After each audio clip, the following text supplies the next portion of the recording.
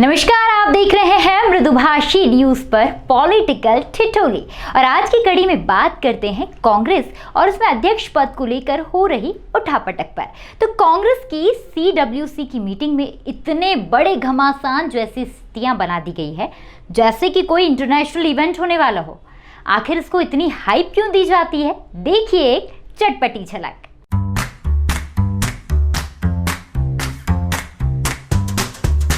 अरे भाई, क्या हुआ जो सोनिया गांधी जी अपने पद से इस्तीफा देने वाली है? आखिरकार उन्होंने इतने बरसों बरस पार्टी की सेवा की है, इतने बरसों तक उन्होंने देश को संभाला है। भले ही प्रधानमंत्री कोई और रहा हो, लेकिन संभालने का काम तो सोनिया गांधी जी ही करती रही। आखिरकार प्रधानमंत्री जी भी तो मैडम से पूछे बिना कोई भी काम नहीं करते थे। अरे तो एक उस अकेली औरत जिसने अपनी पूरी जिंदगी इस देश की सेवा में खपा दी, कांग्रेस पार्टी की देखभाल करते करते, जो अपने शरीर का भी ख्याल नहीं कर सकी। बीमारी के बावजूद वह लगातार अपने सबसे पुराने राजनीतिक दल को संभालने के लिए अपने जीवन तक को झोंक दिया।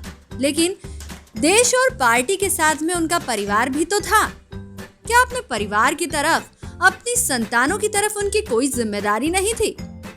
आखिरकार वो अगर अपने बेटे को एक सफल राजनीतिज्ञ बनाने के लिए जी जान से प्रयास करती रही तो इसमें क्या बुराई थी?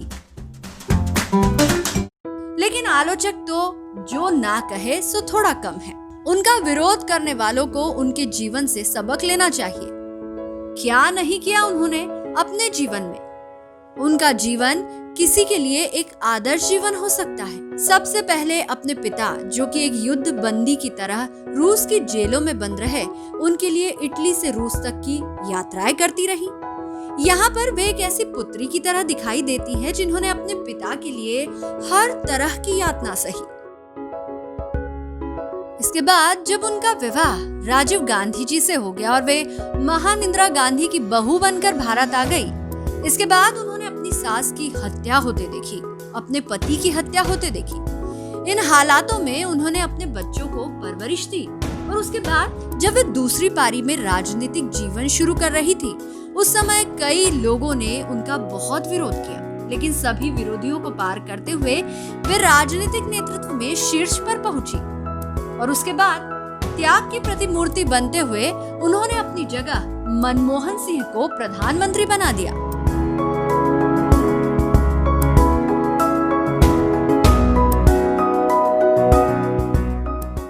तो भाई, इतना बलिदान देने के बाद क्या उनका हक नहीं बनता कि वह अपने परिवार की तरफ भी अपनी जिम्मेदारियां निभाए, अपने बच्चों की तरफ अपनी जिम्मेदारियां निभाए? क्या हर माँ बाप का सपना नहीं होता कि उसके बच्चे उसका रिक्त स्थान संभाले? तो अगर ऐसा वह कर रही है तो इसमें कौन सी भारतीय परंपरा टूट रही है जो उनके आलोचक उन्हें आलोचना का शिकार बनाते रहते हैं?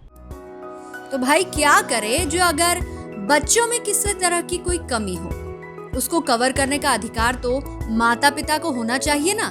और अगर वह ऐसा प्रयास कर रही है तो इसके लिए किसी को उनकी आलोचना करने का हक नहीं है।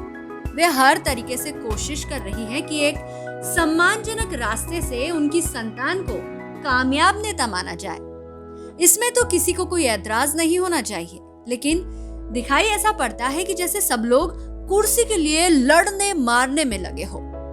कांग्रेस के बड़े बड़े नेता घर में ही गृह युद्ध जैसी स्थिति बनाने लगते हैं। राहुल गांधी जी ने भी अपनी नाराजगी जाहिर करते हुए सीनियर नेताओं को बीजेपी से साठगांठ करने वाला कहने में देर नहीं लगाई। उनकी नाराजगी से सभी की सांस रुकनी स्वाभाविक थी।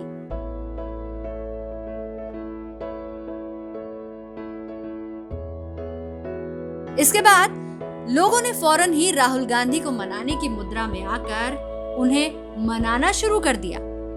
अब ऐसी हालत में मैडम भी क्या करती?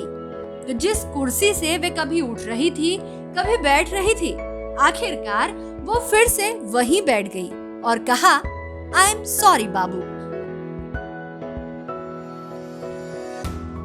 तो अब आप समझ ही गए होंगे कि कांग्रेस में अध्यक्ष पद को लेकर हो रही कबड्डी इतनी पॉपुलर क्यों है।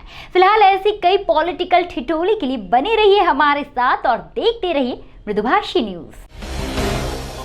ताज़ा खबरों के लिए हमारे चैनल को सब्सक्राइब कीजिए, लाइक कीजिए और शेयर कीजिए।